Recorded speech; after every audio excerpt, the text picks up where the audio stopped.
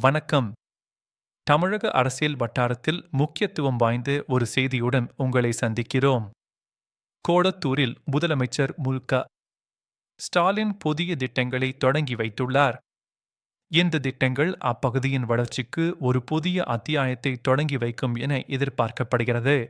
சென்னை வடமேற்கு பகுதியில் அமைந்துள்ள கோலத்தூர் முதலமைச்சர் மு.க. ஸ்டாலினின் சட்டமன்ற தொகுதியாகும்.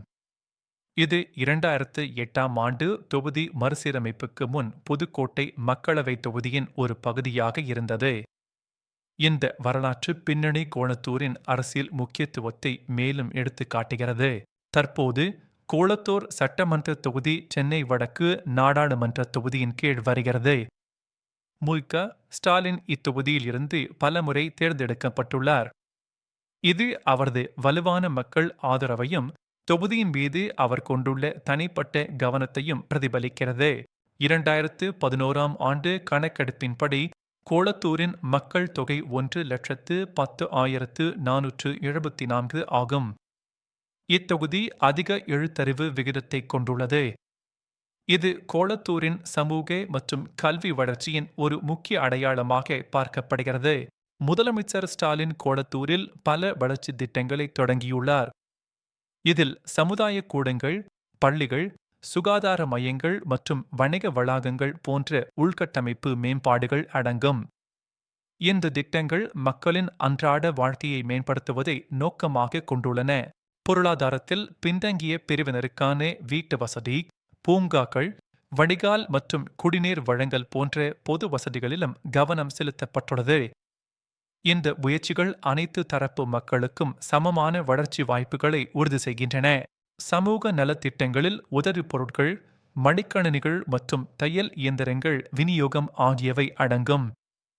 கல்வித்துறையில் புதிய வகுப்பறைகள் மற்றும் பெண் குழந்தைகளுக்கான நிதி உதவி வழங்கப்பட்டுள்ளது. இந்த திட்டங்கள் சமூகத்தின் அனைத்து பிரிவினருக்கும் பயனளிக்கும் வகையில் வடிவமைக்கப்பட்டுள்ளன. சுகாதாரத்துறையில் மருத்துவமனைகள் மற்றும் சுகாதார மையங்கள் மேம்படுத்தப்பட்டுள்ளன. சமீபத்தில் சமுதாய கூடங்கள், மாதிரி பள்ளிகள் மற்றும் தலைவர்களின் சிலைகள் திறக்கப்பட்டுள்ளன. இந்த மேம்பாடுகள் கோலத்தூரின் சமூக மற்றும் கலாச்சார உள்கட்டமைப்பை வலுப்படுத்துகின்றன. மேலும் மானிய விலையில் மளிகை கடைகள், பூங்காக்கள், சமுதாய மையங்கள் மற்றும் காவல்துறை கட்டிடங்களுக்கும் அடிக்கல் நாட்டப்பட்டு திறக்கப்பட்டுள்ளன. இந்த புதிய வசதிகள் மக்களின் பாதுகாப்பு, பொழுதுபோக்கு மற்றும் அத்தியாவசிய தேவைகளை பூர்த்தி செய்கின்றன. முதலமைச்சர் ஸ்டாலின் மாணவர்களுக்கான கல்வி மற்றும் வாழ்நாள் கற்றல் ஆகியவற்றையும் வலியுறுத்தியுள்ளார். இத்திட்டங்கள் கோலத்தூரின் வளர்ச்சிக்கு பெரும் பங்காற்றும். குறிப்பாக இளைஞர்களின் எதிர்காலத்தை மேம்படுத்துவதில் இவை முக்கிய பங்கு வகிக்கின்றன. வளர்ச்சிப் பணிகள் இருந்த போதிலும் கோலத்தூர் குடிநீர் பற்றாக்குறை, போக்குவரத்து நெரிசல் மற்றும் கழிவு நீர் பிரச்சினைகள் போன்ற சவால்களை எதிர்கொள்கிறது. இந்த சவால்களை எதிர்கொள்ளவும் நிலையான தீர்வுகளை காணவும் அரசு தொடர்ந்து முயற்சித்து வருகிறது. ஸ்டாலினின் பிரதிநிதித்துவம் இத்தொகுதியின் அரசியல் முக்கியத்துவத்தை அதிகரிக்கிறது. இது நேரடி மக்கள் ஈடுபாடு மற்றும் உள்ளூர் தேவைகளை நிவர்த்தி செய்வதில் கவனம் செலுத்த வழிவகுக்கிறது. அவரது தனிப்பட்ட ஈடுபாடு தொகுதி மக்களின் நம்பிக்கையை மேலும் வலுப்படுத்துகிறது. தொடர்ந்து நடைபெற்று வரும் உள்கட்டமைப்பு திட்டங்கள் வேலைவாய்ப்பையும் உள்ளூர் பொருளாதாரத்தையும் மேம்படுத்தும் என எதிர்பார்க்கப்படுகிறது. இந்த திட்டங்கள் கோலத்தூரின் ஒட்டுமொத்த சமூக பொருளாதார வளர்ச்சிக்கு ஒரு உந்து சக்தியாக அமையும். கோலத்தூரில் முதலமைச்சர் மு.க. ஸ்டாலின் தொடங்கி வைத்துள்ள இந்த புதிய திட்டங்கள் அப்பகுதி மக்களின் வாழ்க்கை தரத்தை மேம்படுத்தும் என்பதில் சந்தேகமில்லை.